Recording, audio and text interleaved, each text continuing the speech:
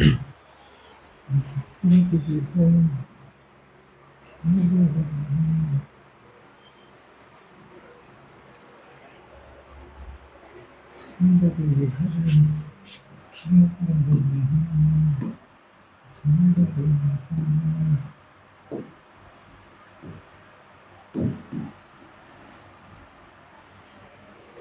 नमस्कार विद्यार्थी मित्रांनो. मागच्या वर्षी झालेली जी काही म्हणजे 2023 मध्ये जी वनरक्षक भरती झाली होती, त्या वनरक्षक भरतीची क्वेश्चन पेपर अनालिसिसची आपण काय चालू केली होती, एक सिरीज चालू केली होती. त्या सिरीज मध्ये आपण इंग्रजीच्या झालेल्या प्रश्नपत्रिकांचे विश्लेषण करत आहोत. आतापर्यंत आपण 16 क्वेश्चन पेपर, किती इंग्रजीच्या 16 क्वेश्चन पेपरचा अनालिसिस आपण केलेलं आहे. त्या 16 क्वेश्चन पेपरमध्ये आपण बघितलं की टीसीएस, आता मागची झालेली वनरक्षक भरती कोण घेतली होती, टीसीएस ने घेतली होती. आणि येणारी जी काही वनरक्षक भरती आहे ती 100% टीसीएस घेण्याचा चान्स आहे. त्याच्यामुळे टीसीएसचा एक ठरलेला टॉपिक असतो. आतापर्यंत जे ज्या क्वेश्चन पेपर आपण घेतला, म्हणजे 16 क्वेश्चन पेपरचा आपण अनालिसिस करून घेतलं, त्यामधून आपल्याला कळालं असेल की टीसीएसचा पॅटर्न काय. आता सगळीकडे फेमस असतो टीसीएस पॅटर्न. कुठेही तुम्ही भरपूर वेळा ऐकलं असेल, भरपूर वेळा पाहिलं असेल, TCS pattern, TCS pattern, TCS pattern पाहिलं असेल, बरोबर आहे. म्हणजे टीसीएसचा एक ठरलेला ठराविक काय असतो, पॅटर्न असतो. जे काही महत्वाचे टॉपिक आहे, इम्पॉर्टंट टॉपिक आहे किंवा ठरलेले टॉपिक आपण म्हणू. आता इंग्रजीचे जवळपास सर्वच टॉपिक कसे असतात, इम्पॉर्टंट असतात, पण काहीतरी त्याच्यामधले असे ठरलेले टॉपिक्स असतात की त्याच्यावरती टीसीएस. आता आपण बघितलं झालेल्या 16 क्वेश्चन पेपरमध्ये आर्टिकल वरती सतत प्रश्न येतोय. 2 क्वेश्चन आर्टिकल वरती फिक्स येत आहे. त्याचबरोबर सेंटेन्स अरेंजमेंट, म्हणजे ज्याला आपण पॅरा जंबल सुद्धा म्हणत असतो. आपल्याला 4 वाक्य दिलेले असतात, 4 sentence have to be given, आणि आपल्याला त्याची सिक्वेन्स लावायची असते. 1 नंबरला कोणतं येणार, 2 नंबरला कोणतं येणार, 3 नंबरला, 4 नंबरला पोझिशन चेंज करायची असते वाक्याची फक्त, बरोबर आहे. त्या याच्यावरती सुद्धा आपण पाहिले 2 क्वेश्चन येत आहे. त्याचबरोबर जे काही आपलं बेसिक आहे, बेसिक्स म्हणजेच आपल्या शब्दांच्या जाती, पार्ट ऑफ स्पीच, त्याच्यावरती सुद्धा बरेचसे आवाज वगैरे सगळ्यांना व्यवस्थित क्लिअरली येतोय का? जस्ट टेल वन्स, कमेंट मध्ये फक्त सांगा सर्वांना आवाज व्यवस्थित क्लिअरली येते. Then we shall continue our lecture. मागच्या लेक्चर मध्ये थोडा आवाजाचा प्रॉब्लेम झाला होता, आता आवाज वगैरे क्लिअर येतोय. Just tell once.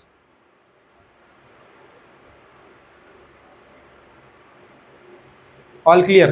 चला बघा, आता आपण वनरक्षक भरतीच्या 16 क्वेश्चन पेपर मध्ये आपण पाहिलं की जी काही मागची वनरक्षक भरती झाली, कोणकोणते टॉपिक टीसीएस प्रिफेअर करतंय, म्हणजे जास्तीत जास्त फोकस कोणत्या टॉपिक वरती करतंय, सगळं बघितलं. त्याचबरोबर जी काही व्होकॅब्युलरी आपल्याला विचारल्या जाते, टीसीएस सरळ सेवा जास्त फोकस करणार तुमच्या व्होकॅब्युलरी वरती. सिनोनिम येणार, अँटोनिम येणार, वन वर्ड सबस्टिट्यूशन येणार, तुमच्या म्हणी येणार, त्याचबरोबर सगळ्यात महत्वाचे तुमचे इडियम्स येणार, वाक्यप्रचार.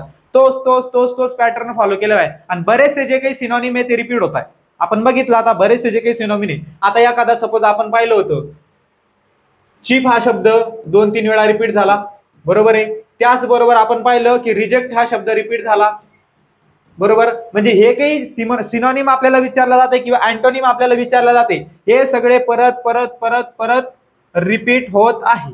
ओके, बरोबर आहे. तुमचे काय जे डाऊट असेल ते आपण ज्यावेळेस आपले 15चे 15 क्वेश्चन अनालिसिस क्लिअर होईल, त्यावेळेस तुमच्या सगळ्या कमेंटचं उत्तर मी देईन. तुमचं ऑल जे काही डब्स असतील कोणत्याही लेक्चर बद्दल, एखाद्या पॉइंट बद्दल जो क्लिअर झाला नसेल, लेक्चरच्या शेवटी आपण 5 मिनिटांमध्ये ते डिस्कस करू. फक्त आता सगळ्यात महत्वाचं हे 15 क्वेश्चन एवढे महत्वाचे, कारण ह्या 15 क्वेश्चन मधून आपण बघितलं बरेचसे सिनोनिम रिपीट होते, बरोबर आहे. वन वर्ड सबस्टिट्यूशन रिपीट होते. त्याच्यामुळे जे 15 क्वेश्चन आहे त्याचं अनालिसिस करणं खूप गरजेचं आहे. शेवटीला आपण तुमच्या सगळ्या कमेंटचा रिप्लाय करू, सगळे जे काही तुमचे डाऊट्स असतील सगळे क्लिअर करण्याचा प्रयत्न करा. चला बघा, आता आज आपण घेणार आहोत आपली 17वी क्वेश्चन पेपर. आतापर्यंत आय थिंक 16 झाल्या का 15 झाल्या, 16 क्वेश्चन पेपर आपण बघितल्या. 17वी क्वेश्चन पेपर आपण आज बघणार आहोत. पहिलाच प्रश्न तुमच्या समोर दिलेला आहे, तो आलेला आर्टिकलचा. कशाचा आलेला आहे? आर्टिकल वरती प्रश्न आहे. आता आपल्याला माहिती आहे इंग्रजीमध्ये फक्त 3च आर्टिकल असतात. ते कोणकोणते असतात? पहिला असतो ए, दुसरा असतो यान.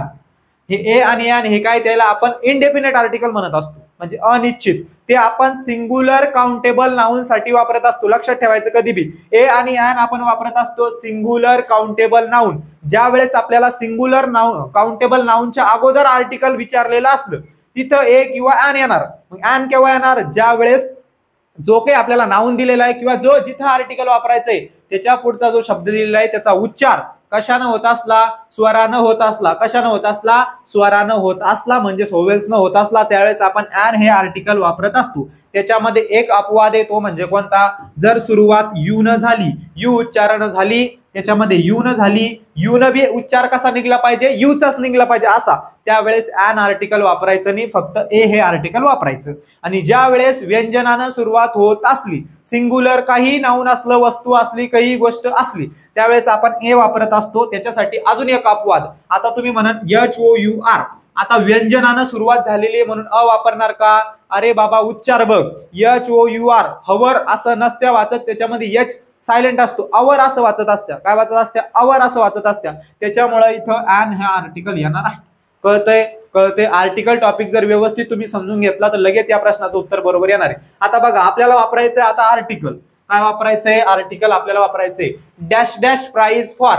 आता इकडे लक्ष द्या, इथं काय दिलेलं आहे? प्राइज. आता प्राइज काय आहे हे आपल्याला माहित नाही, बरोबर आहे का? माहिती आहे. आता प्राइज झालं किंवा एखादी महत्वाची गोष्ट झाली, बरोबर आहे, इथून लगेच आपल्याला कळतंय प्राइज फॉर. फॉर वापरलं. प्राइज फॉर म्हणजे एका विशिष्ट व्यक्तीसाठी ते प्राइज दिल्या जात आहे, बरोबर आहे. कोणासाठी? एका विशिष्ट व्यक्तीसाठी किंवा कशासाठी तरी ते दिले जाते. त्यावेळेस आपण द हे आर्टिकल वापरत असतो. कोणतं? द आर्टिकल आपण वापरत असतो. The prize for dash dash best student. आता समोरचा जो काही शब्द दिलेला आहे तो दिलेला आहे बेस्ट, म्हणजे इथं ऍडजेक्टिव्हचं सुपरलेटिव्ह फॉर्म. ऍडजेक्टिव्हचं सुपरलेटिव्ह फॉर्मच्या अगोदर आपण कधीही द आर्टिकल वापरत असतो किंवा सुपरलेटिव्ह डिग्री मध्ये आपण द हे आर्टिकल वापरत असतो. नियमच आपल्याकडे माहिती आहे, सगळ्यांना माहिती आहे. त्याच्यामुळे ऍडजेक्टिव्हचा सुपरलेटिव्ह फॉर्म आहे. आता नेमकं हे सुपरलेटिव्ह फॉर्म वगैरे काय असतं? आता बघा आपल्याकडे विशेषण असत्या, मग विशेषणामध्ये बी 3 टाईप असत्या. पहिलं विशेषण, त्याचा दुसरा टाईप, त्याचा तिसरा टाईप, म्हणजे त्याचे वेगवेगळे फॉर्म असत्या. जसं डिग्रीमध्ये असतं पॉझिटिव्ह डिग्री, कंपॅरेटिव्ह डिग्री आणि सुपरलेटिव्ह डिग्री, बरोबर आहे. तसंच आता बेसचं काय असतं? गुड. गुड. जसं क्रियापदाला V1 V2 V3 असं असतं, तसं पहिलं विशेषण झालं गुड, दुसरं विशेषण झालं बेटर. गुड म्हणजे चांगला, बेटर म्हणजे त्याच्यापेक्षा चांगला, आणि बेस्ट म्हणजे सर्वात चांगला, सगळ्यांपेक्षा चांगला. त्याच्यासाठी आपण बेस्ट वापरत असतो. म्हणजे हा झाला सुपरलेटिव्ह फॉर्म. मग सुपरलेटिव्ह फॉर्मच्या अगोदर आपण कोणतं आर्टिकल वापरत असतो? द हे आर्टिकल वापरत असतो. The best student was given to Riya. आता पूर्ण वाक्याचा अर्थ तुम्हाला व्यवस्थित सांगतो. The prize for the best student was given to Riya, की जो काही सर्वोत्तम विद्यार्थी आहे त्याचं प्राइज कोणाला भेटलं? रिया नावाच्या मुलीला भेटलेलं आहे. कळालं? कळालं? कळालं. स्पेशल व्यक्ती दिलेला आहे रिया. जर इथं माहिती नसतं की बक्षीस कोणाला दिलं किंवा अनकाउंटेबल असतं, माहित नसतं, अनिश्चित असतं, त्यावेळेस आपण ए किंवा ॲन हे आर्टिकल वापरलं असतं. कळतंय? इथं बरोबर आर्टिकल येणारे द आणि द. कळालं? चला पुढे जाऊया, पुढे जाऊया, पुढे जाऊया. पुढच्या प्रश्नामध्ये बघा 4 वाक्य दिलेले, सेंटेन्स अरेंजमेंट. आता what is mean by the sentence arrangement? Sentence arrangement 2 types of sentence arrangement. पहिलं असतं वाक्य. वाक्याचे केले असते तुकडे. काय केले असते? सरळ सोपं तुकडे केलेले असतात. फक्त आपल्याला त्या वाक्याचे तुकडे जोडायचे असतात. काय जोडायचे असतात? त्या वाक्याचे तुकडे. आणि त्याच्यामध्ये एक सगळ्यात महत्वाचा पॉईंट लक्षात ठेवायचं, कधीही सेंटेन्सची सुरुवात कॅपिटल लेटरनं होत असते बाबा. मग कॅपिटल लेटरनं वाक्याची सुरुवात करायची, झालं. तिथंच बरेचसे प्रश्न आपले सुटून जात असतात. आणि सेंटेन्स अरेंजमेंटचे प्रश्न सोडवायचे कधी पण कशावरून सोडवायचे? आपल्या ऑप्शनवरून सोडवायचे. कशावरून सोडवायचे? ऑप्शनवरून. लगेच उत्तर येतं बघा, ए ए ए ए ए. आता 4ही ऑप्शन मध्ये आपल्याला दिसतंय की ए न वाक्याची स्टार्टिंग होणार आहे, ए न पॅसेजची सुरुवात होणार आहे. मग दादांनो, मग बाबांनो, एक काम करत बसायचं नाही की बी न सुरुवात करून पाहिजे, सी न, डी न, याच्यात टाइमपास करत बसायचंच नाही, वेळ वाया घालवत बसायचं नाही. लगेच कळालं ए न स्टार्टिंग होणार आहे. आणि इथं बघा अवर सोलार सिस्टम. आता हे झालं एक नाउन. काय झालं? Our solar system. मग इथून झाली वाक्याची सुरुवात. आता तुम्हाला सांगतो बट काय रे? बट हे कंजक्शन आहे. मग तुम्हाला भरपूर वेळा मी सांगितलेलं आहे, बट आलं, अँड आलं, दॅट आलं, तर ह्या शब्दानं, ह्या कंजक्शननं कधीच पॅसेजची सुरुवात होत नसते. मग एखादं तुम्हाला डीचं ऑप्शन असतं, लगेच कट केलं. जर वाक्यामध्ये आता इथे दोन्ही ठिकाणी बघा देअर, इट, हे काय झालं? इथं प्रोनाउन वापरले गेले. पण प्रोनाउनच्या अगोदर बाबा इथं सोलार सिस्टीम आलेलं आहे, म्हणजे नाउन आलेलं आहे. मग नाउन अगोदर येत असतं का प्रोनाउन अगोदर येत असतं? सांगा. आता पॅसेज आहे. पॅसेज मध्ये सुरुवात कशी आहे की Rabindranath Tagore was a great man, की रवींद्रनाथ टागोर एक चांगला माणूस होता. मग नंतर काय येणार? दे आर, दे वेअर, म्हणजे ते असे होते. रवींद्रनाथ टागोर महान व्यक्ती होते, ते असे होते, तसे होते. ते काय झालं? प्रोनाऊन. रवींद्रनाथ टागोर काय झालं नाऊन, मग अगोदर काय आलं नाऊन, मग अगोदर काय येणार आहे नाऊन येणार आहे. म्हणजे 1 नंबरला वाक्य असणार आहे ए. काय असणार आहे 1 नंबरला वाक्य असणार आहे ए. मग बघा आता our solar system was form about 4.5 billion years ago, की आपली जी काही सोलार सिस्टम आहे म्हणजे जी आपली आकाशगंगा आहे आपलं सौरमंडळ आहे ती 4.5 बिलियन, आपण नव्हतो, आपले आजोबा नव्हते, पप्पा नव्हते, ग्रँडफादर बिदर कोणीच नव्हतं, त्याच्या अगोदरची गोष्ट आहे की 4.5 बिलियन वर्ष अगोदरची. आपल्याला आता हे मोजत असाल तुम्ही संख्या, एकक दशक शतक अब्ज बिलियन मिलियन असं मोजत मोजत, अब्ज म्हणजेच मिलियन, असं आपण मोजत मोजत जात असतो बरोबर आहे. मग त्या वर्षा इतके वर्ष अगोदरचं आपलं सौरमंडल फाईंड झालेलं आहे असं पहिल्या वाक्यामध्ये सांगितलेलं आहे बरोबर आहे. पहिल्या वाक्यामध्ये काय सांगितलं 4.5 बिलियन वर्ष अगोदर आपलं जे काही सौरमंडल आहे ते तयार झालेलं आहे. आता बघा देर आर अल्सो मून्स. आता मला एक सांगा देर आर अल्सो मून्स, भरपूर वेळा अल्सो हा शब्द आला. आता मला एक सांगा अल्सो त्याच्यामध्ये हे सुद्धा आहे, अरे पण अगोदर काय त्याच्या हे सुद्धा आहे, अजून काय पहिले तुम्ही काय म्हणणार हा हुशार मुलगा आहे, अजून तो हंबल सुद्धा आहे म्हणजे विनम्र सुद्धा आहे बरोबर आहे. मग त्याच्यानंतर ते वाक्य येणार अजून त्याच्यामध्ये काय, आपण म्हणतो आता की एखादा पिक्चर आहे, ह्या पिक्चर मध्ये असं असं आहे आणि अजून अल्सो आणि अजून त्याच्यासाठी अल्सो वापरत असतो आपण. अल्सो असं सुद्धा आहे, अगोदर कोणतं येणार आहे त्याच्यामध्ये काहीतरी आहे. मग बघा म्हणजे याच्यानंतर ए नंतर बी वाक्य लगेच येणार नाही. मग ए नंतर बी जिथं असन त्याला म्हणा बाबा तू घरी जा, गेला घरी. त्याच्यानंतर इट कन्सिस्ट ऑफ अवर सन.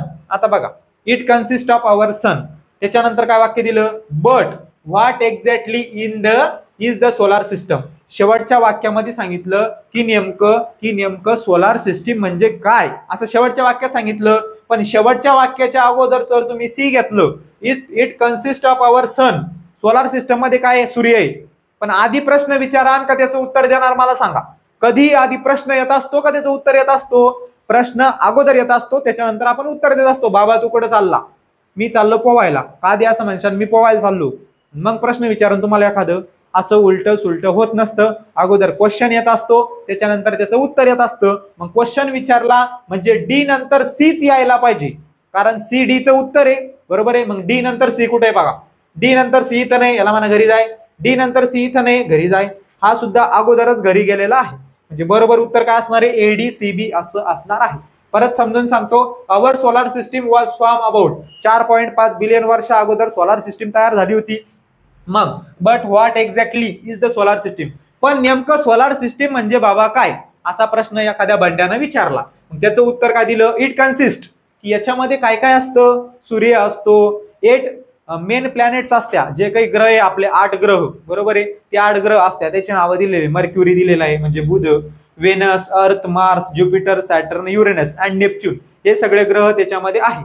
त्याच्यानंतर आता येईन हे वाक्य बी देर आर अल्सो, अजून त्याच्यामध्ये काय सूर्य तर आहेच बाबा आणि 8 ग्रह सुद्धा आहे, पण त्याच्यामध्ये अजून काहीतरी आहे ते म्हणजे काय हे मून्स हे द्वार प्लॅनेट्स आहे, ऍस्ट्रॉइड्स आहे. आता हे सगळे धूमकेतू वगैरे तुम्ही ऐकलं असाल, काहीतरी ग्रहण असतं सूर्यग्रहण चंद्रग्रहण. त्याच्यामध्ये एखादा तुम्ही पाहिला असणार तर लोणार सरोवर आहे तिथं काय झालेलं आहे उल्कापात झालेला आहे, एक मोठा गोळा येऊन पडलेला आहे.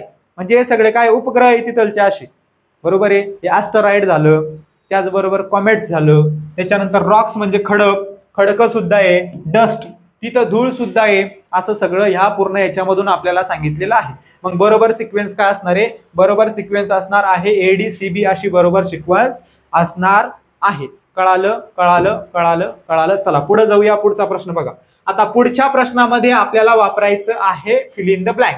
फिल इन द ब्लँक भरायची आपल्याला. काय भरायची आहे फिल इन द ब्लँक, सोपंच आहे लगेच समजेल. Select the most appropriate option to fill in the blank. खाली 4 ऑप्शन दिलेले आहे, 4 ऑप्शन मधलं एक असं अप्रोप्राइट, सगळ्यात महत्वाचा शब्द असतो अप्रोप्राइट. अप्रोप्राइट एक शब्द आपल्याला ओळखायचा आहे की तो तिथं ठेवल्यानंतर वाक्याला एक समर्पक अर्थ, बरोबर अर्थ, योग्य अर्थ मिळून जाईल. बघा मग आता इथं काय द ग्रे कलर हाऊस, या ग्रे कलरचा हाऊस हे घर आहे. ऍट द कॉर्नर हा एक फ्रेज आहे, लक्षात ठेवा. तुमच्या प्रिपोजिशन मध्ये विचारला जाऊ शकतो. आता प्रश्न कसा येणार तुम्हाला की fill in the correct preposition, बरोबर प्रिपोजिशन भरा. मग इथलचा ऍट गायब असणार आहे. आता रिकामी जागा तुम्हाला कुठे देणार, रिकामी जागा तुम्हाला इथं देणार. आता कुठे देणार, इथं देणार. खाली ऑप्शन असणार ऑन, ऍट, इन, बाय असे ऑप्शन असणार 4. मग तुम्हाला सांगितलेलं असं फिल इन द ब्लँक. मग इथं ऍट द कॉर्नर मी तुम्हाला अगोदरच सांगितलेलं आहे, एखादी जागा असली, कॉर्नर म्हणजे जागाच आहे, आता कुठंतरी कोपरा, बरोबर आहे की नाही. मग ऍट द कॉर्नर त्याच्या अगोदर काय वापरत असत्या, ऍट हे प्रिपोजिशन वापरत असत्या. सांगितलेले भरपूर वेळा की ज्या काही जागा असल्या, स्थळ असले, त्याच्या अगोदर ऍट हे प्रिपोजिशन वापरत असत्या. कळालं. ऍट द कॉर्नर हा फिक्स काय एक फ्रेज आहे. पुढे बघूया. ऑफ द स्ट्रीट इज, की एका कॉर्नर, त्या कॉर्नर जवळ जे ग्रे कलरचं घर आहे ते कोणाचं आहे, ते माझं आहे. ते कोणाचं आहे, माझं आहे. म्हणजे शेवटीला काय येणार, एक तर माझं येणार, एक तर तुझं येणार, एक तर तिचं येणार, एक तर त्याचं येणार, एक तर त्यांचं येणार.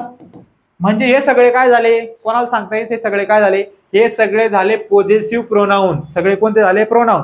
हे सगळे प्रोनाउन आहे. माझं, माइन, युअर्स तुझं, हर्स तिचं, हिज त्याचं, हिम हर्स, हे सगळे काय झाले, पोजेसिव्ह प्रोनाउन झाले. म्हणजे तुम्ही बघितलं असं, इकडचं जे काही प्रोनाउन असतात, मीचं इकडं झालं काय आलं, माइन. मी म्हणजे हा सुद्धा काय झाला, पोजेसिव्ह ऍडजेक्टिव्ह झाला मी, बरोबर आहे. त्याच्यासाठी आपण आय वापरत असतो. आय साठी माइन, यू साठी युअर्स. म्हणजे फक्त काय होती, गँग चेंज होती तिकडे जाऊन, बरोबर आहे, बरोबर आहे. या सगळ्याला आपण काय म्हणत असतो, पोजेसिव्ह प्रोनाउन म्हणत असतो. काय म्हणत असतो, पोजेसिव्ह प्रोनाउन म्हणत असतो. मग आता इथे सांगा मला, इथं शेवटीला काय यायला पाहिजे, पोजेसिव्ह प्रोनाउनच यायला पाहिजे. कारण ते ग्रे कलरचं घर, त्या कॉर्नर पाशी असलेलं ग्रे कलरचं घर कोणाचं आहे ते तिला सांगायचंय, ते माझं आहे. एक तर म्हणून माझं आहे. मग ऑप्शन मध्ये पाहायचं माइन आहे का, माइन असलं तर बरोबर आहे. जर ऑप्शन मध्ये युअर्स असतं तरी सुद्धा इथं बरोबर असतं, त्या कॉर्नर पासलं घर तुझं आहे. किंवा हिज असतं तरी सुद्धा बरोबर असतं, ते कॉर्नर पासलं घर त्याचं आहे. आता भरपूर जणांना अर्थ जर काढला, मी म्हणजे कोण आणि मी म्हणजे काय, मला, मग मला येणार आहे तिथं, येणार नाही. त्याच्यानंतर माय म्हणजे माझे, माइन म्हणजे सुद्धा माझे, आणि माय सेल्फ म्हणजे मी स्वतः. आता जर आपण वाक्याचा अर्थ काढला तर आपल्याला वाटत इथं माय येऊ शकतं किंवा माइन येऊ शकतं. पण माय हा काय आहे, हा पोजेसिव्ह ऍडजेक्टिव्ह आहे, तो तिथं वापरला जाऊ शकत नाही. तो जर आपल्याला तिथं वापरायचा आहे तर त्याच्यानंतर आपल्याला एखादं नाऊन वापरावं लागेल. काय वापरावं लागेल, नाऊन. म्हणजे माय हाऊस, माय होम असं काहीतरी वापरावं लागणार आहे. त्यावेळेस माय तिथं आपल्याला ठेवता येईल, त्याशिवाय ठेवता येणार नाही. तिथं आपल्याला पोजेसिव्ह प्रोनाउनच वापरावं लागणार आहे. म्हणजे इथं बरोबर पोजेसिव्ह प्रोनाउन काय असणार आहे, माइन असं असणार आहे. कळतंय, समजलं सगळ्यांना. आपली जी काही वनरक्षक भरती झाली होती, जे काही बेसिक आहे, noun, pronoun, adjective, adverb. Adjective वरती प्रश्न आहे, ऍडवर्ब वरती प्रश्न आहे, प्रिपोजिशन वरती प्रश्न आहे, कंजक्शन वरती प्रश्न आहे. त्याचबरोबर तुमचं जे काही पोजेसिव्ह प्रोनाउन आहे, प्रोनाउन वरती प्रश्न आहे, म्हणजे अनिश्चित सर्वनामे. त्याचबरोबर जे काही मालकीची सर्वनामे, म्हणजे स्वतःच काहीतरी सांगत असत्या ते सर्वनामे. पोजेसिव्ह प्रोनाउन वरती जास्तीत जास्त प्रश्न आहे. मग असं तुम्हाला कळायला पाहिजे प्रश्न कशात येतोय, प्रोनाउन वरती येतोय. पण प्रोनाउन एवढे सगळे 7, 8, 9 प्रकार आहे. मग सगळ्याचा अभ्यास करत बसायचा का, त्यातल्या त्यात कोणत्या प्रोनाउन वर जास्त फोकस आहे. आता तुम्ही जर पाहिलं असेल तर जास्त करून तुम्हाला पोजेसिव्ह प्रोनाउन वरतीच प्रश्न येत आहेत, बरोबर आहे. मग त्या पद्धतीनं तुम्ही अभ्यास केला पाहिजे. याचं उत्तर कळालं, ऑप्शन नंबर 2. चला पुढे जाऊया. Anand gave dash dash his toys when he grew up. आता बघा, गेव अवे हा काय, हा एक फ्रेज आहे. जसं तुम्ही इडियम्स म्हणलं तरी चालेल. शब्द प्रयोग डायरेक्ट फिक्स आहे, गिव्ह अवे. काही फिक्स असतात, मी तुम्हाला सांगितलेले. काही जे फ्रेज असतात प्रिपोजिशन सोबत. आता प्रिपोजिशनचे 2 प्रकार पडत असतात, बरोबर आहे. त्याच्यामध्ये एक येत असतं इन, सामान्य असतं ते, काही कॉमन असतात. जे फिक्स फ्रेज असतात, फिक्स शब्द प्रयोग असतात, बरोबर आहे, बरोबर आहे. मग इथं आता गेव अवे हे फिक्स आहे. इथं गेव अवे काय, इथं फिक्स आहे. गेव अवेचा अर्थ होत असतो दान करणे, दान देणे. दान करणे किंवा दान देणे किंवा कोणाला तरी देणं म्हणजेच दान देणं. मग इथं काय झालं, Anand gave away his toys when he grew up. आता आनंद नावाचा एक छोटासा मुलगा आहे, त्याच्याकडे टॉय. टॉय म्हणजे काय, टॉय म्हणजे आपला गळ्यातला टाय नाही, तो टॉय वेगळा, हा टॉय वेगळा. भरपूर जण हा टॉय समजत असतात, तो टाय. आणि हा काय झाला, टॉय. याला म्हणत असतं खेळणं. जे खेळाचे थोडं लहान पोरं खेळत असतात, ट्रॅक्टर बिक्टर, एखादी गाडी बिडी, ते खेळणं म्हणजे टॉय. मग आता आनंद नावाचा एक छोटासा मुलगा आहे, त्या छोट्याशा मुलानं काय केलं, रे, एक खेळणं होतं किंवा त्याच्याकडे 10-15 खेळणं असन. मग आता तो मोठा झाल्यानंतर बी खेळणं खेळतच असणार आहे का नाही. त्यानं ते काय केले, गेव अवे म्हणजे त्यानं ते दान करून टाकले. तो मोठा झाला. ग्रेव अप म्हणजे काय, मोठं होणं. तो मोठं झाल्यानंतर त्यानं ते सगळं काय केलं, दान दिलं. बरोबर आहे, कळालं. आता दान देणं असलं दुसरं काहीतरी द्यायला पाहिजे होतं चांगलं. त्यांनी सांगितलेलं की त्याचं खेळणं दान दिलं त्यांनी. आता मोठा झाला, त्याला वाटलं आपण काही खेळावं नाही बाबा, त्याच्यामुळे आपण काय करू, की आपलं जे काही खेळणं आहे ते काय करू, दान देऊ. मग इथं बरोबर उत्तर काय असणार आहे, अवे असं असणार आहे. कळालं. चला पुढे जाऊया. पुढचा प्रश्न बघा. पुढच्या प्रश्नामध्ये आपल्याला अँटोनिम विचारला, म्हणजेच विरुद्धार्थी विचारलेला आहे. कशाचा, परमॅच्युअर. परमॅच्युअरचा अर्थ काय होतो रे, परमॅच्युअरचा अर्थ होत असतो अर्धवट. कसा, अर्धवट. आता आझार नावाचा एक शब्द आला होता आपल्याला आझार. त्याचा अर्थ कसा होता, अर्धवट भरलेला, अर्धवट असलेला. बरोबर आहे, असा. आता त्याच टाईपचा हा शब्द आहे की मुदत पूर्ण न झालेला. मुदत म्हणजे काय, मुदत म्हणजे कालावधी. कालावधी पूर्ण न झालेला, मुदत पूर्ण न झालेला. लिहून घ्या, महत्वाचा शब्द आहे, रिपीट होत असतो. मुदत पूर्ण न झालेला, मुदत पूर्ण न झालेला. परमॅच्युअर म्हणजे काय, मुदत पूर्ण न झालेला. आता बघा, म्हणजेच काय रे, एखादी गोष्ट आहे, एखादी गोष्ट तुम्ही जर घेतली, आता त्याला काहीतरी वेळ असतो बघा. आता तुमचं काय झालं, समजा एखाद्या वर्षासाठी तुम्ही ना गॅरंटी असते बघा, काहीतरी तुम्ही मोबाईल घेतला, मोबाईलला गॅरंटी असती. 1 वर्षाची गॅरंटी देत असत्या, 2 वर्षाची गॅरंटी देत असत्या. लाईट जरी घेतला आपण साधा, त्याला गॅरंटी असती. मग आता तुम्ही याच्याकडे गेले, खराब झाला तुमचा लाईट किंवा मोबाईल, तुम्ही दुकानदाराकडे गेले, दुकानदार म्हणून बाबा आता टाइम संपला, भरपूर दिवस झाले मोबाईल घेऊन. मग तुमच्याकडे बिल असतं, तुम्ही म्हणता याची मुदत अजून पूर्ण झालेली नाही, म्हणजे वेळ गेलेला नाहीये. म्हणजे जेव्हापासून तुम्ही तो मोबाईल घेतला होता तेव्हापासून त्या गॅरंटीच्या दिवसापर्यंत, मोबाईल खराब होण्याच्या दिवसापर्यंत तुमची मुदत संपलेली नाही. बरोबर आहे. त्याच्यासाठी शब्द असतो परमॅच्युअर. म्हणजेच काय, कालावधी पूर्ण न होणे, पूर्ण न संपणे. बरोबर आहे. आणि त्याचाच विरुद्धार्थी शब्द असणार आहे ओव्हरड्यू. ओव्हरड्यूचा अर्थ होत असतो कालावधी होऊन पलटून गेला. बरोबर आहे. मोबाईल खराब झाला, मोबाईलची 1 वर्षाची वॉरंटी होती, 1 वर्ष उलटून गेला, 2 वर्ष उलटून गेला, 5 वर्ष उलटून गेले, एवढे जास्त दिवस शिल्लक झाले. म्हणजेच काय, ओव्हर झालं. ओव्हर म्हणजे जास्त, ओव्हरड्यू म्हणजे काय, कालावधी जास्त झाला. बरोबर आहे. म्हणजे कालावधी पलटून गेला, मुदत पलटून गेली, म्हणजे जेवढी जिथपर्यंत होती त्याच्या पुढे चालल्या गेली. याचा विरुद्धार्थी शब्द काय असणार आहे, ओव्हरड्यू असा असणार आहे. काय असणार आहे, ओव्हरड्यू. कळालं. बाकीचे शब्द बघा. प्रिव्हियस म्हणजे काय, मागचा. आपण म्हणतो की नाही, प्रिव्हियस म्हणजे अगोदरचा, म्हणजेच मागचा. त्याच्यानंतर पास्ट म्हणजे भूतकाळातला किंवा भूतकाळ. रश या शब्दाचा अर्थ होत असतो अविचारी. लक्षात ठेवा, महत्वाचा शब्द आहे अविचारी, हा लिहून ठेवा. रश या शब्दाचा अर्थ अविचारी. आणि ओव्हरड्यू आणि प्रीमॅच्युअर हे सुद्धा सगळे शब्द व्यवस्थित लिहून ठेवा, हे शब्द महत्वाचे आहेत. चला, याचं बरोबर उत्तर काय असणार आहे, ओव्हरड्यू असा विरुद्धार्थी शब्द बरोबर असणार आहे. परत सिक्वेन्स आली, काय आली, परत सिक्वेन्स लावायचा आहे. BCCA 4 ऑप्शन आपल्या समोर आहे. कोणता ऑप्शन बरोबर येईल सांगता येत नाही, लगेच आपण शोधू. आता बघा, फर्दर इट सीम्स स्ट्रेटफुल. आता इथं काय झालं रे, इट सीम्स स्ट्रेटफुल, हे स्ट्रेसफुल वाटतंय, पण नेमकं काय. एक इंट्रोडक्टरी सेंटेन्स असतं, मी सांगितलेलं मागच्या वाक्यामध्ये काय होतं, आवर सोलार सिस्टीम, त्या सिस्टीम बद्दल बोललेलं होतं. म्हणजे ते काय होतं, ओळख करून देणारं एक वाक्य होतं, इंट्रोडक्टरी सेंटेन्स होतं. मग ह्या 4 याच्यामध्ये एक इंट्रोडक्टरी सेंटेन्स म्हणजे नेमकं विषय काय बाबा, विषय कळायला पाहिजे, मॅटर कळायला पाहिजे काय. बरोबर आहे की नाही, त्या मॅटरचा विषय कळायला पाहिजे, मॅटर काय झालं काय नाही. बरोबर आहे. बघा आता काय, अँड. मी तुम्हाला अगोदरच सांगितलं, अँड न वाक्याची सुरुवात होत नसती आणि मेन म्हणजे पॅसेजची सुरुवात होत नसती. कारण अँड काय, हे कंजक्शन आहे, ते 2 वाक्याला जोडण्याचं काम करत असतं. काय करत असतं, 2 वाक्यांना जोडण्याचं काम ते करत असतं. त्याच्यामुळे अँड न वाक्याची सुरुवात होणार आहे का, अरे बाबा होणार आहे का, होणार नाही. त्याच्यानंतर पुढे बघा, आता काय दिलं, इफ ब्लॅक अँड व्हाईट. आता याच्यामध्ये काय सांगितलं, ब्लॅक अँड व्हाईट, काळा आणि पांढरा.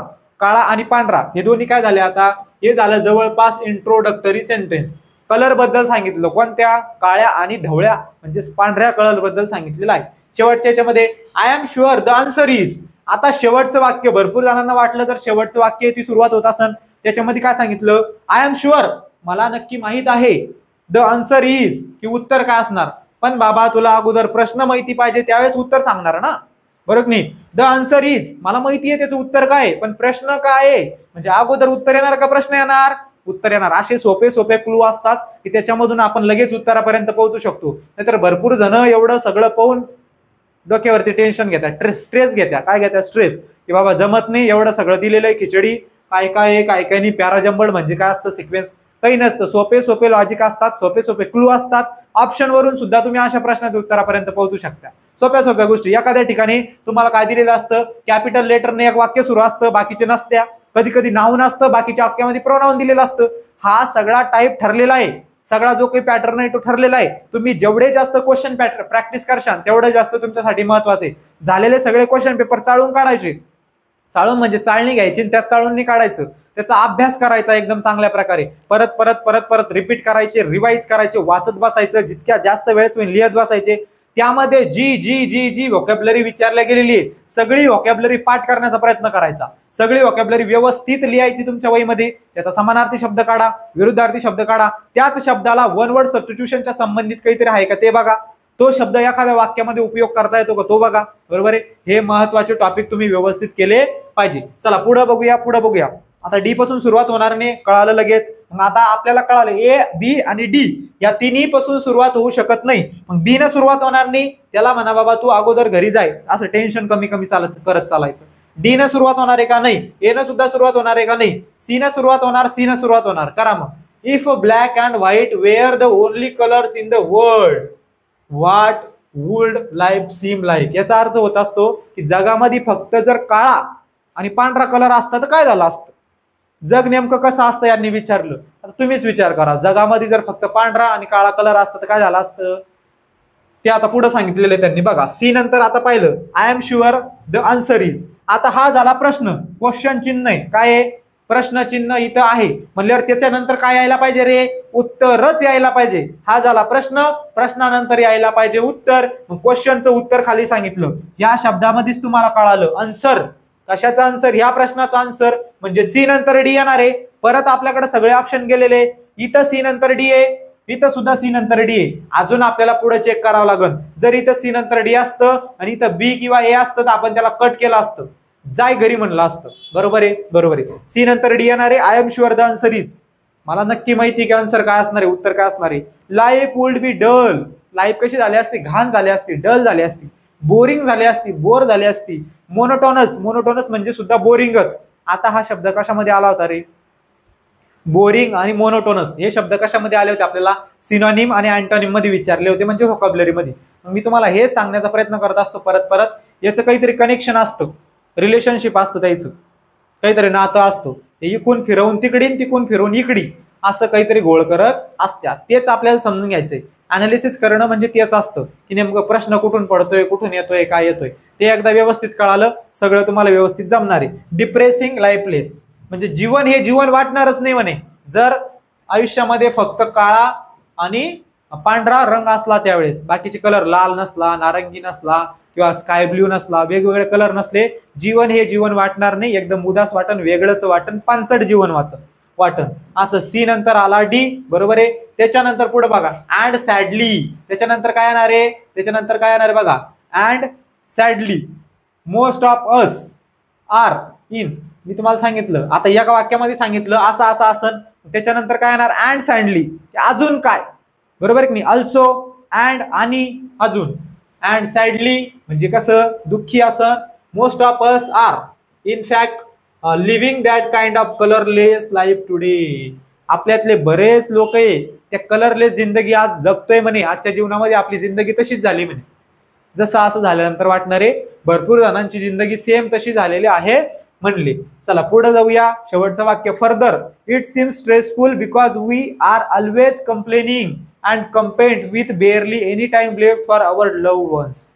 काय सांगितलं, जर आपल्याकडचे जे चांगले असले की जेव्हा ज्यांच्यावर आपला जीव असला, प्रेम करत असलो आपण त्या लोकांवरती, ते जर आपल्याला सोडून गेल्यानंतर जसं वाटतं तसं बाकीचे कलर नसल्यावर आपल्याला वाटणार आहे. असं पूर्ण परिच्छेदाचा काय होतो, अर्थ तयार त्या ठिकाणी होतो. मग बरोबर सिक्वेन्स काय असणार आहे आपली, सी डी बी ए अशी असणार आहे. Option number 2. कळालं. चला पुढे जाऊया, पुढे जाऊया, पुढे जाऊया. पुढच्या वाक्यामध्ये बघा, select the most correctly spell sentence. 4 वाक्य दिलेले, 4 वाक्यामध्ये बरोबर असलेलं वाक्य ओळखायचे. स्पेलिंग मिस्टेक झालेल्या वनरक्षक भरतीमध्ये आपल्याला फक्त स्पेलिंग मिस्टेक वरती प्रश्न येत आहे. कशावरती, स्पेलिंग. पूर्ण वाक्य चुकीचं नसतं, ग्रॅमॅटिकली वाक्य चुकीचं असणं वेगळं आणि स्पेलिंग चुकीचे असणं वेगळं. कळतंय, कळतंय. इथं बघा आता एक स्पेलिंग चुकीची असणार आहे. महत्वाचा शब्द कोणता आहे रे, नॅशनल अँथम. नॅशनल अँथम म्हणजे काय? राष्ट्रगीत. लक्षात ठेवा, नॅशनल अँथम सगळं बरोबर आहे, ही सगळी स्पेलिंग बरोबर आहे, ही सगळी स्पेलिंग बरोबर आहे. जे महत्वाचे शब्द असतात तिची स्पेलिंग चुकीची असतात आणि त्यातल्या त्यात एखादा शब्द असा असतो की त्याची चारही वाक्यामध्ये स्पेलिंग बदललेली आहे, वेगवेगळी आहे. आता चारही वाक्यामध्ये कोणती आहे? इथं मिलिटरीची स्पेलिंग अशी, इथं अशी, इथं अशी, इथं अशी. चारही याच्यामध्ये मिलिटरीची स्पेलिंग वेगवेगळी दिलेली आहे. म्हणल्यावर ह्या मिलिटरी शब्दामध्ये कुठंतरी स्पेलिंग एरर असणारे, स्पेलिंग मिस्टेक असणार आहे. मग आपल्याला बरोबर वाक्य शोधायला सांगितलं. मिलिटरी अशी स्पेलिंग नसते, इथं आय नसायला पाहिजे होतं. मिलिटरी ही बरोबर आहे, ही चुकीची आहे. डबल एल नसतं, टी त्याच्यानंतर एल आय असतं, इथं एल आय दिलेलं आहे का? नाही. ही जी बरोबर स्पेलिंग दिलेली आहे ही चुकीची आहे, ही बरोबर दिलेली ऑप्शन नंबर 2 मध्ये. MILITARY मिलिटरी, मिलिटरी ज्याला आपण तसं म्हणत असतो. MILITARY ही आपल्या बरोबर वाक्याची सुरुवात असणार, सॉरी बरोबर स्पेलिंग असणार आहे. The military band plays the national anthem म्हणजे काय? जे काही राष्ट्र संगीत वाजवणं होतं कशासाठी?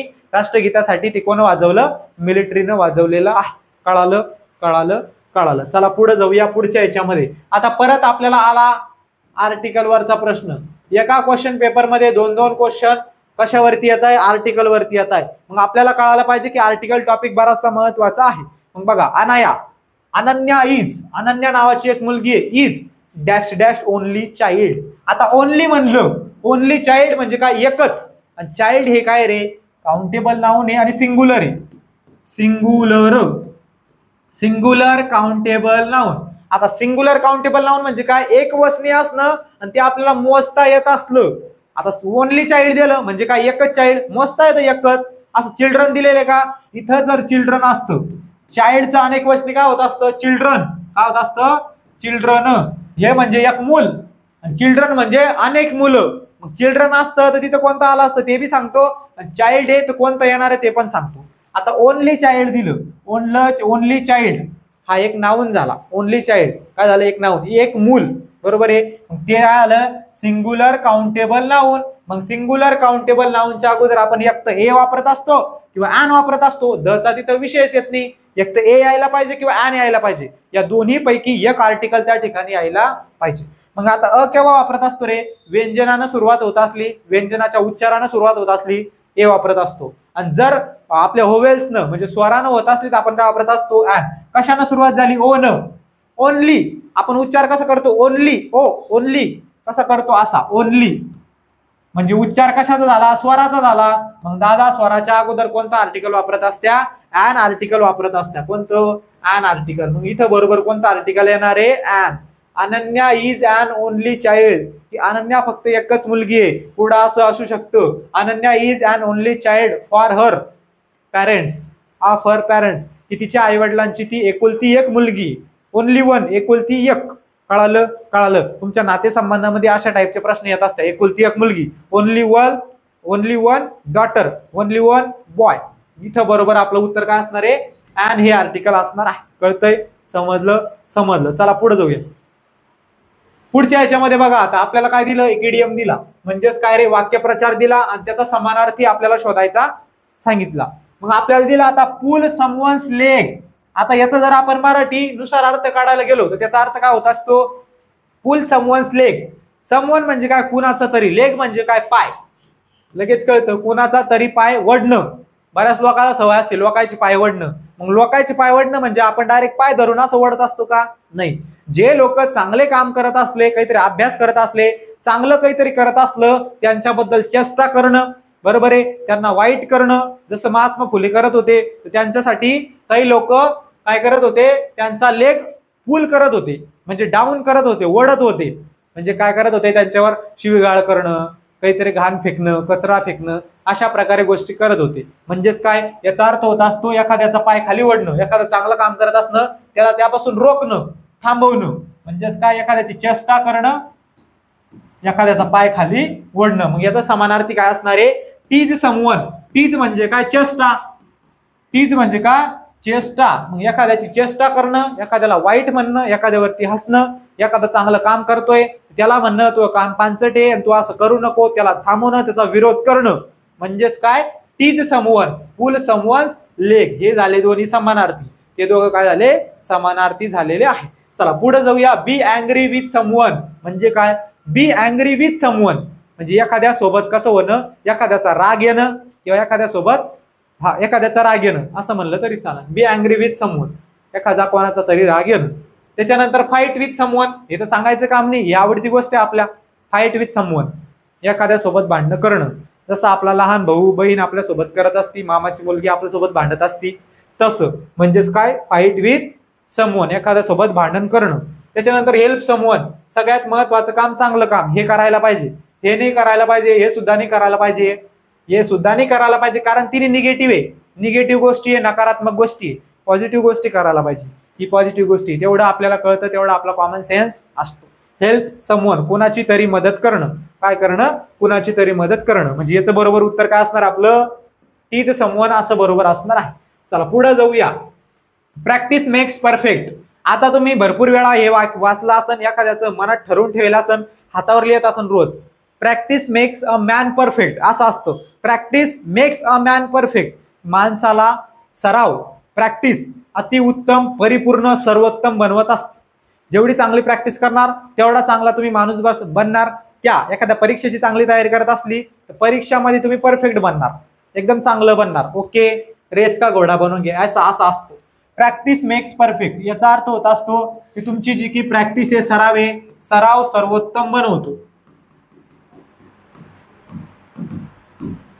जेवढी जास्त प्रॅक्टिस करा तेवढे तुमचे मार्क वाढा. म्हणून सांगत असतो तुम्हाला जास्तीत जास्त टेस्ट सोडवा, जास्तीत जास्त प्रश्नांची प्रॅक्टिस करा.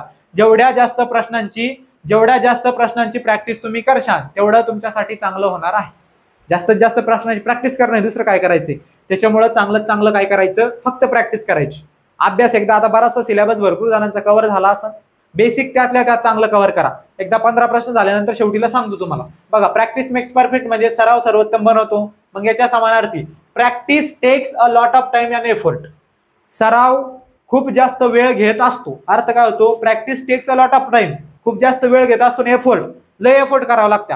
आता आपण म्हणू शकतो की प्रॅक्टिस करण्यासाठी खूप एफर्ट करणं पडू शकतं, करावं लागतच असतं. आणि प्रॅक्टिसला जास्त वेळ सुद्धा द्यावा लागतो. पण पहिल्या याचा अर्थ काय आहे? सराव माणसाला चांगला बनवतो, सर्वोत्तम बनवतो. याच्यामध्ये वेळ खातो आणि जास्त एफर्ट द्यायला लावतो. दोन्ही समानार्थी झाले का? नाही. गेलं. त्याच्यानंतर to practise we need perfect equipment. काय सांगितलं? आता एखादा म्हणत असतो, कारण देत असतो. एखाद्यानं सरनं सांगितलं प्रॅक्टिस करा, मग माझ्याकडे पुस्तकच नाही. लहानपणी कसं करायचो? अभ्यास नाही केला, होमवर्क नाही केला, लाईटच गेलती आज, मग मी चिमणीवर करायचा अभ्यास, चिमणी विजली होती, बरोबर आहे, काही झालतं, मम्मी पप्पाचे भांडणं झालते, असे कारण देणं म्हणजे हेच कारण. इक्विपमेंट.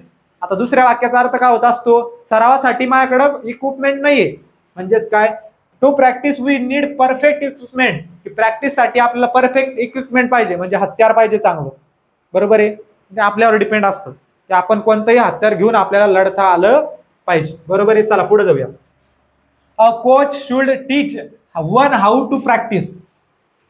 याचा तिसऱ्याचा अर्थ काय होत असतो? कोच असतो म्हणजे आपला ग्राउंड घेणारा कोच म्हणा किंवा एखादा इन्स्ट्रक्टर म्हणा, तो आपल्याला शिकवतो की प्रॅक्टिस कशी असते. बरोबर आहे, तो शिकवतो.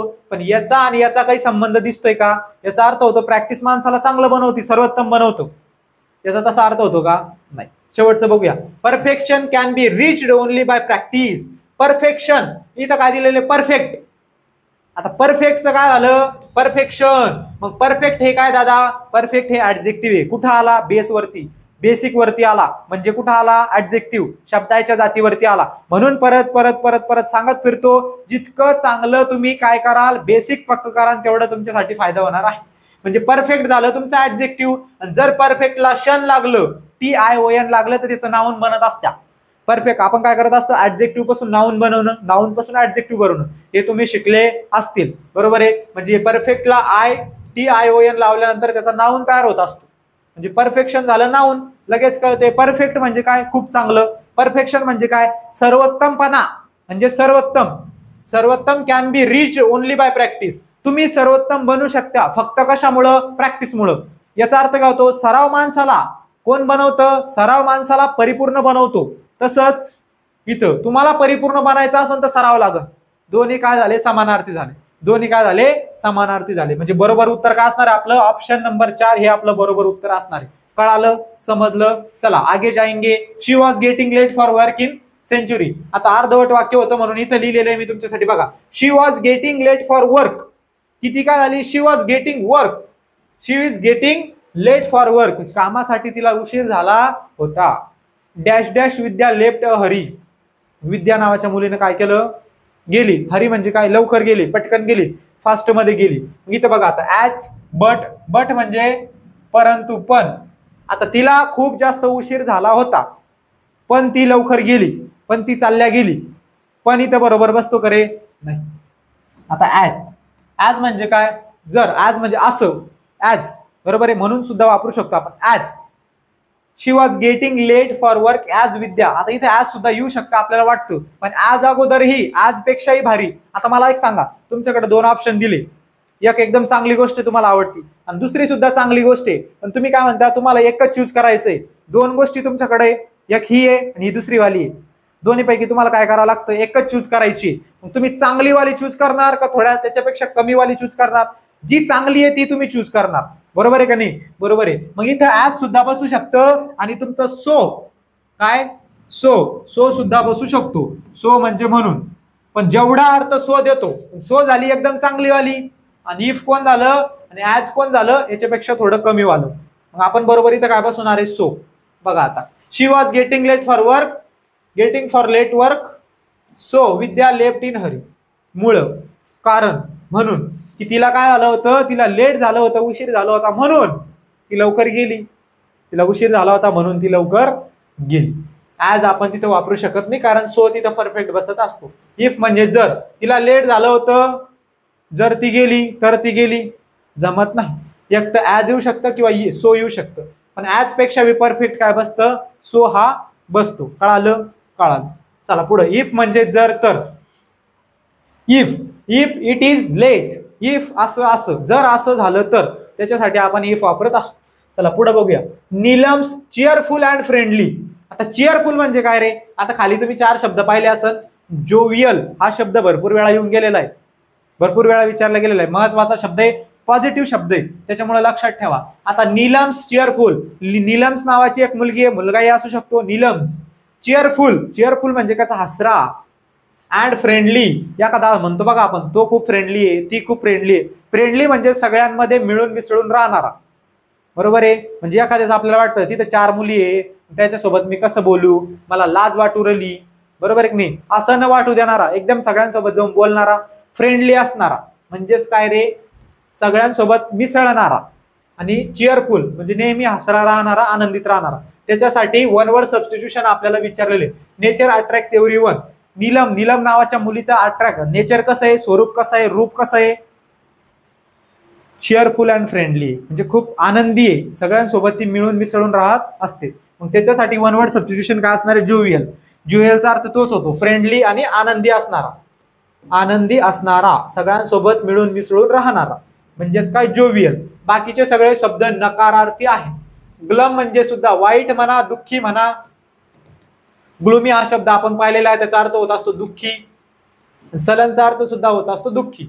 हे तिन्ही समानार्थी शब्द आहे. म्हणजेच कसं? वाईट, दुःखी, किंवा ज्यांच्या वाटेला नेहमी निराशा आहे किंवा ते नेहमी उदास राहत असत्या, बरोबर आहे, स्ट्रेसफुल राहत असत्या, त्यांच्यासाठी 3 हे शब्द. आणि या शब्दासाठी, ह्या एका शब्दसमूहासाठी हा एक शब्द जोवियल. मग इथं बरोबर उत्तर काय असणार आहे? बरोबर उत्तर काय असणार आहे? जोवियल असं असणार आहे. कळालं? चला पुढे जाऊया. पुढच्या याच्यामध्ये select the most appropriate synonym विचारला आपल्याला. सिनोनिम म्हणजे काय? समानार्थी विचारला. कोणत्या शब्दाचा? ऑफन. ऑफनचा अर्थ होत असतो अनेकदा. अनेकदा म्हणजे काय? परत परत, भरपूर वेळा. ऑफनचा अर्थ काय होतो? अनेकदा. लिहून ठेवा, महत्वाचं आहे. वन्स म्हणजे एकदा. एवढं तर तुमचं पाठ असं. आता वन्स म्हणजे एकदा, हे दोन्ही समानार्थी झाले का? अनेकदा हे दोन्ही झाले विरुद्धार्थी. वन्स म्हणजे एकदा, ऑफन म्हणजे अनेकदा, हे दोन्ही विरुद्धार्थी झाले, लक्षात ठेवा. त्याच्यानंतर नेवर. नेवर म्हणजे कधीही नाही. कधीही नाही. अनेकदा, कधीही नाही. समानार्थी झाले का? नाही. आपल्याला समानार्थी विचारलं. त्याच्यानंतर ऑलवेज. ऑलवेज म्हणजे नेहमी. मग काय इथं? अनेकदा. नेहमी सांगितलं की इथं सर्व वेळा, परत परत वेगळं, अनेकदा वेगळं आणि सर्व वेळा वेगळं म्हणजेच काय? नेहमी वेगळं. मग हे आणि हे सुद्धा वेगळे झाले. फ्रिक्वेंटली म्हणजे काय? अनेक वेळा, अनेकदा, वारंवार. वारंवार म्हणजेच काय, परत परत, अनेकदा, भरपूर वेळा.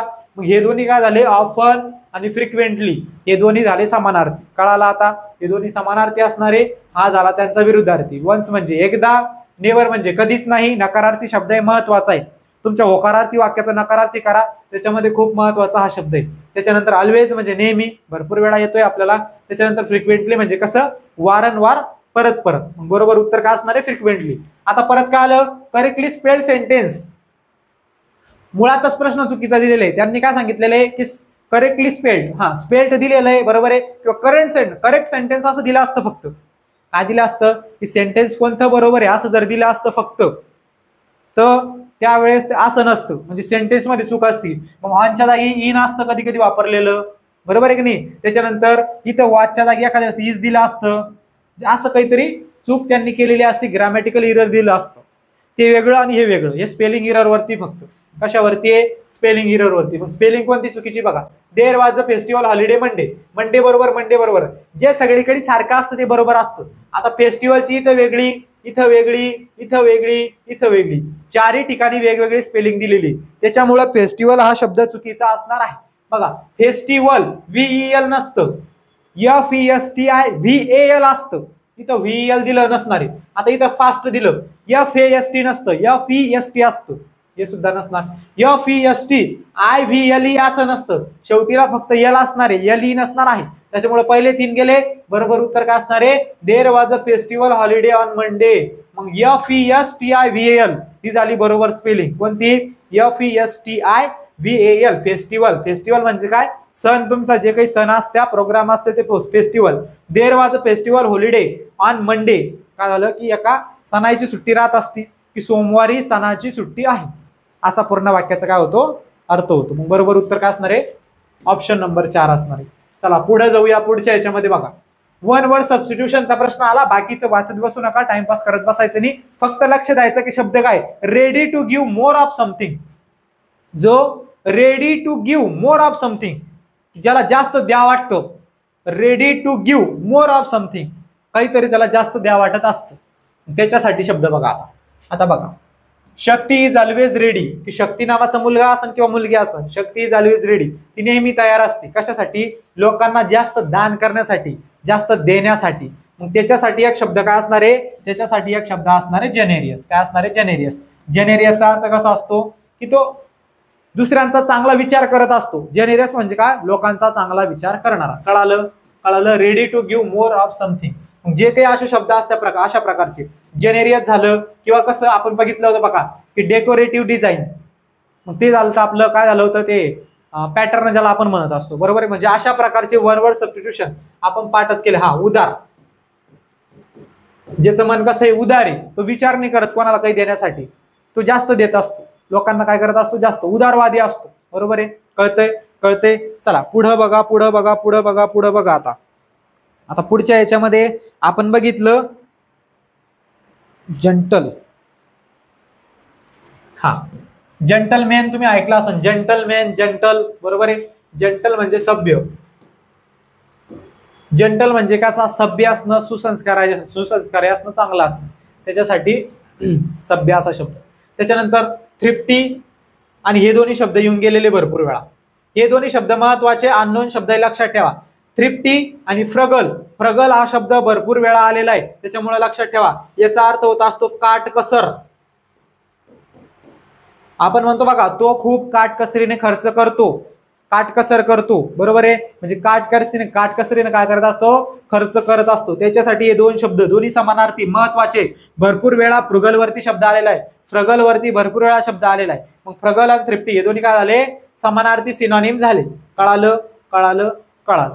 काटकसरीनं या काय झालं, या दोघाला द्यायचं असलं, हे दोन्ही झाले विरुद्धार्थी. जेनेरियस म्हणजे उदारवादी, जो काही देऊ शकतो, किती, त्याच्याकडे जेवढं आहे त्याच्यापेक्षा जास्त देण्याचा प्रयत्न करत असतो, त्याचं मन असतं, लोकांचं हित जाणणारा. आणि हे थ्रिफ्टी आणि फ्रगल या दोन्हीचा अर्थ काय होत असतो, जो काटकसरीनं देतो, बाबा माझ्याकडेच कमी आहे, तुला काय देऊ मी, मी भिकारी आहे, तुमको क्या दे हम, भिकाऱ्याला म्हणत असतो आपण तसं. मग हे दोन्ही काय झाले, समानार्थी. आणि आपलं बरोबर उत्तर काय असणार आहे, जेनेरियस असणार आहे. कळालं. 17 नंबरची क्वेश्चन पेपर आपण आज घेतली, अनालिसिस घेतलं. बरेचसे तुमचे जे काही डाऊट्स आहे ते क्लिअर झाले असत. क्वेश्चन पेपरमध्ये आपण काय काय पाहिलं, वन वर्ड सबस्टिट्यूशन पाहिलं, 2-2 आले, सेंटेन्स अरेंजमेंट 2 आले, आर्टिकल 2 आले, भरपूर गोष्टी तिथंच कव्हर झाला, 15 पैकी 6-7 क्वेश्चन तिथंच आले, बरोबर आहे. आणि त्याचनंतर प्रिपोजिशन पाहिलं, प्रिपोजिशन वरती येतंय, रिकाम्या जागामध्ये नेमकं काय विचारताय हे सगळं आपण व्यवस्थित अनालिसिस केलेलं आहे, बरोबर आहे. कळालं सगळ्यांना? कळालं. आज आपण आपली 17वी क्वेश्चन पेपर घेतली, उद्या आपण आपली 18वी क्वेश्चन पेपर घेऊ, 18व्या क्वेश्चन पेपरचा अनालिसिस घेऊ. ओके, समजलंय सगळं व्यवस्थित? तुमचे काही डाऊट्स वगैरे असतील तर तुम्ही विचारू शकता. शेवटच्या 5 मिनिटांमध्ये आपण ते कव्हर करण्याचा प्रयत्न करू. चला सांगा पटापट, तुमचे काही डाऊट्स असतील तर सांगा.